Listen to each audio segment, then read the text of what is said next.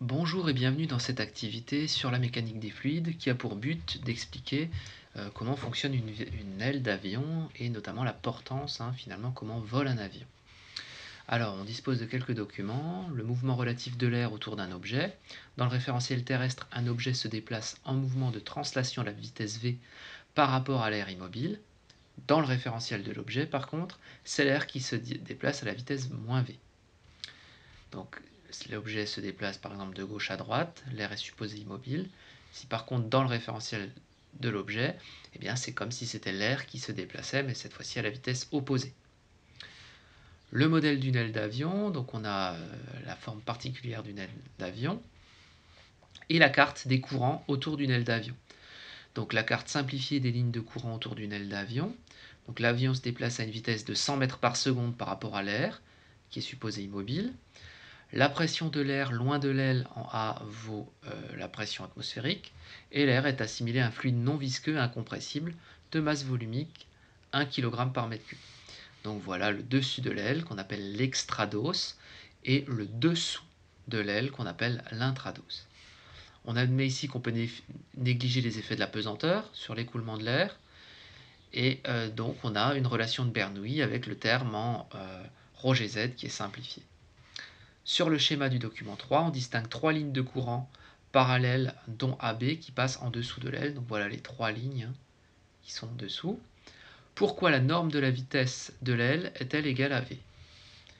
Eh bien, c'est tout simplement ici, on a des lignes de courant donc, qui sont parallèles. On les voit, les trois lignes ici de courant sont parfaitement parallèles entre elles.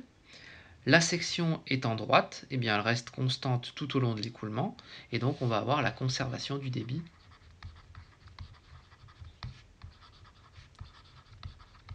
Et cette conservation du débit volumique, bien évidemment, puisque l'air est toujours homogène ici, nous implique que la vitesse reste constante. Donc c'est la conservation du débit qui implique que la vitesse est constante. Si la vitesse est constante, eh bien, dans l'équation de Bernoulli, ce terme-là et ce terme-là se simplifient, puisque c'est la même vitesse, et donc on a une égalité entre les pressions. Donc cela nous impliquera que la pression, eh bien,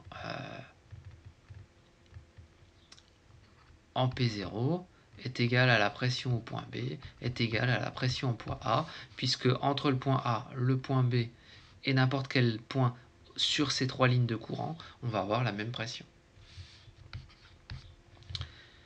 Question B, en déduire une estimation de la norme de la force pressante F exercée par l'air sur la face intérieure de l'aile, qu'on appelle la face intrados. Eh bien, donc cette force pressante, eh bien, c'est la pression, donc ici qui vaut P0, que multiplie tout simplement la surface de l'aile, surface dite intrados.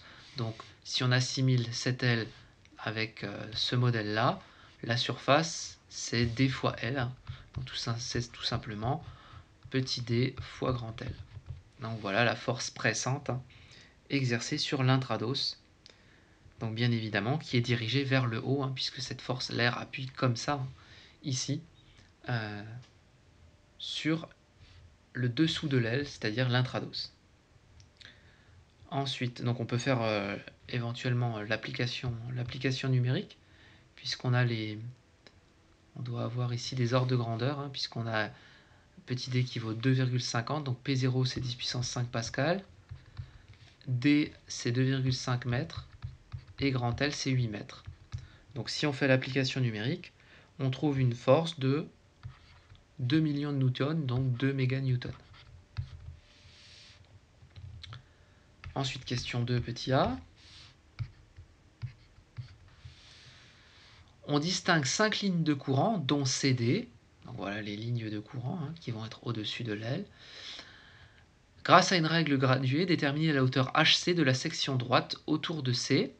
Donc on va mesurer, donc là évidemment il faut imprimer la courbe, cette distance-là.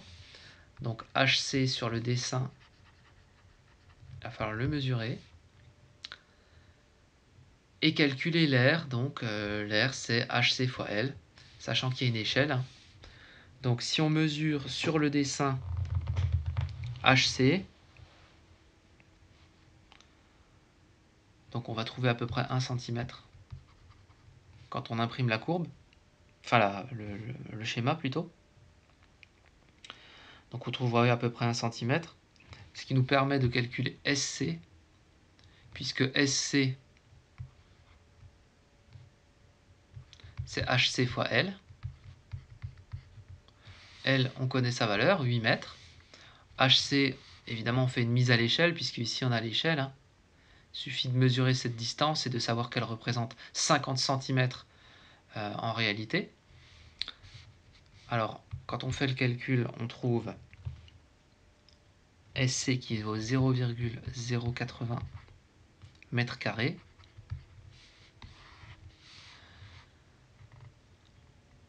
On fait exactement le même raisonnement pour calculer SD en mesurant la hauteur HD qui est ici, hein, la petite hauteur HD. Donc le HD mesuré, il est un peu plus petit, il vaut 0,7 cm. De la même façon, on refait une mise à l'échelle et on trouve SD, donc qui vaut HD fois L.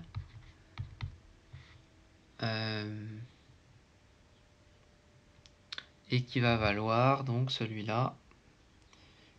Alors je l'ai fait 0,056 mètres carrés. Donc on a une valeur ici des sections, donc de l'air. On a donc ainsi répondu à la question. Question suivante, question B. Par application de la loi de conservation du débit volumique, en déduire VD. Eh bien, on écrit la conservation donc, du débit volumique entre le point C et le point D, les deux débits étant égaux. Donc ça veut dire que la vitesse en C fois la section en C va être égale à la vitesse en D fois la section en D. Sachant qu'on connaît les sections, on peut aisément isoler VD. VD vaut donc VC fois SC sur SD. On connaît le rapport entre les sections. Et la vitesse du point C, eh bien cette vitesse-là, elle vaut 100 mètres par seconde. On la connaît. Donc on connaît tout finalement.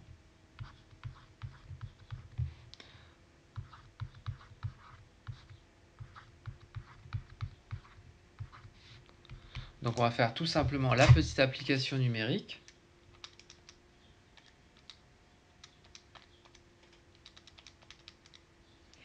Et on trouve donc 143 mètres par seconde. Pour la vitesse donc au point D sur l'extrados, donc c'est-à-dire le dessus de l'aile. Ensuite, question C, par application de la relation de Bernoulli, en déduire la pression au point D. Alors, la pression au point D, donc, tiens, un trait ici.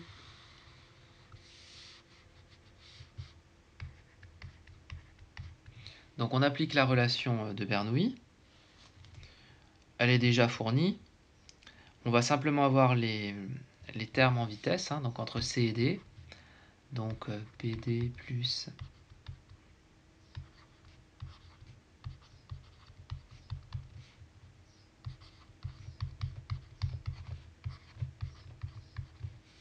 on isole donc PD.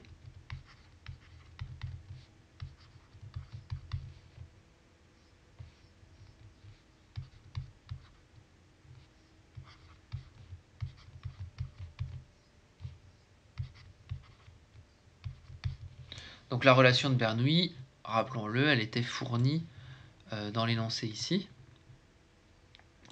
Donc on va tout simplement faire l'application numérique.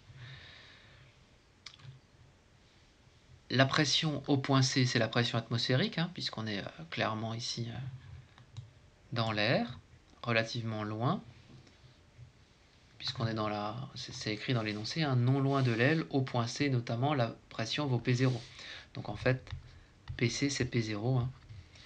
VC, on connaît, c'est les 100, donc on connaît tout. Donc on peut remplacer, donc 10 puissance 5 pascal. Rho, c'est la masse volumique de l'air, elle est fournie. 1 kg par mètre cube. VC, donc on a dit que c'était 100. Et 143. Donc là encore, il suffit de faire l'application numérique.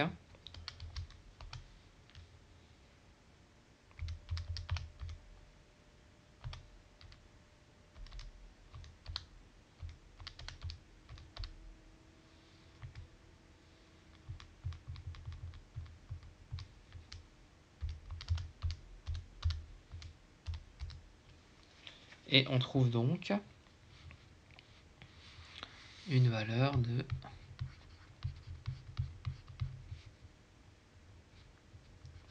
775 pascal. Donc on trouve 94 775 pascal. Question suivante. Donc question D, 2D. En déduire une estimation de la norme de la force pressante exercée par l'air sur la face supérieure de l'aile, qu'on appelle l'extrados. Donc là, l'air va appuyer ici, sur l'extrados. Donc là encore, eh bien, on utilise la définition de la force pressante. Donc sur l'extrados, c'est la pression en D fois la surface. La pression en D, on la connaît. La surface, c'est toujours la même, L fois D. Et la pression en D, on connaît, donc il ne reste plus qu'à faire l'application numérique.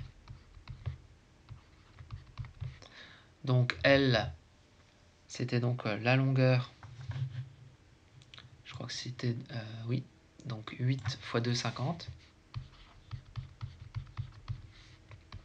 Et on a une estimation, donc 1,8 méganewton. On voit que la force, eh bien, est plus faible que tout à l'heure. Tout à l'heure, on avait une force de 2 méganewton. On a donc une force en dessous de l'aile qui est plus importante, une force de pression, que au-dessus de l'aile. Et c'est ce qui va expliquer l'effet de la portance. J'imagine que ça va être la question d'après. Question 3. Dans quel sens la résultante des forces de pression exercées sur l'aile est-elle dirigée? Eh bien, la résultante va être dirigée, donc la résultante est dirigée vers le haut. D'où le terme de portance. Un peu comme si l'air portait l'aile de l'avion. Donc ça explique le terme de portance. Concrètement, si ça c'est l'aile, eh bien on a une force ici qui vaut 1,8 méganewton. En dessous, on est à 2 méganewtons. La somme des deux, eh bien, ça va nous donner une force qui sera dirigée vers le haut. Eh bien, cette force-là s'appelle la portance. Cette force violette. Voilà pour cette activité. Et voilà, c'est ça, donc cette force-là qui nous permet de décrire la portance. Alors maintenant, quelques questions à l'oral. Dire en une phrase pourquoi la carte de ligne de courant autour de l'aile d'un avion prouve l'existence d'un effet Venturi. L'effet Venturi, c'est ce fameux effet quand on a un rétrécissement, par exemple un étranglement, si on pince un tuyau. Eh bien, le resserrement des lignes de courant au-dessus de l'aile va entraîner la diminution de la surface de la section, donc l'augmentation de la vitesse. Donc une diminution de pression, c'est bien ce qu'on a constaté ici.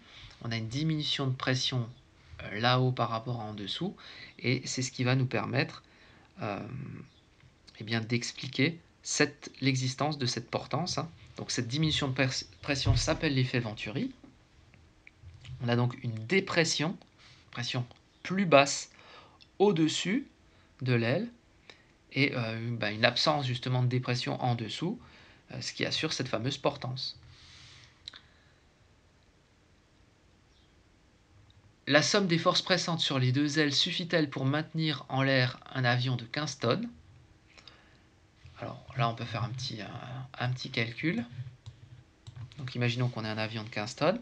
Eh bien, la force de portance, évidemment, puisqu'il y a deux ailes dans l'avion, hein, c'est 2 fois la force exercée sur l'intrados moins la force exercée sur l'extrados. Alors le 2 ici, c'est parce qu'il y a deux ailes, hein, à l'avion. Évidemment, nous on avait fait le calcul pour une aile. Bah, si on fait le calcul, on trouve 4 fois 10 puissance 5 newtons. Donc 400 000 newtons. Or le poids de l'avion, si on compare, bah, le poids c'est mg. L'avion c'est 15 tonnes. Donc 15 fois 10 puissance 3 fois 10, ce qui va nous faire 1,5 10 puissance 5 newtons. Qu'est-ce qu'on constate? Eh bien, on constate que le poids de l'avion, eh bien, est inférieur à la force résultante, c'est-à-dire à la portance. Donc effectivement, la portance ici est assurée, et elle va pouvoir même assurer la montée en altitude de l'avion, puisque le poids est plus petit. Donc même dans le cas d'un avion de 15 tonnes, la portance suffira, puisqu'elle est supérieure au poids. Voilà pour cet exercice. Bon courage et bonne étude.